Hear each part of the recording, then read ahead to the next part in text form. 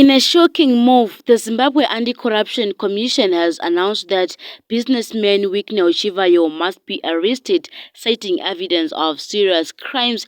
The statement, allegedly from the Zimbabwe Anti-Corruption Commission, expressed frustration over being pressured to focus on minor issues like the distractions of Kuita Dzembudzi instead of pursuing high-level corruption cases, specifically mentioning Chivayo as a true kingpin. However, we don't know if this is a true statement from the Zimbabwe Anti-Corruption Commission, since they have released a statement this morning stating that their Twitter account was hacked last night.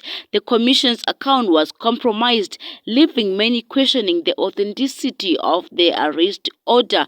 The future of Chivayo's case hangs in the balance as the situation unfolds. Stay tuned for more updates and don't forget to subscribe to the channel.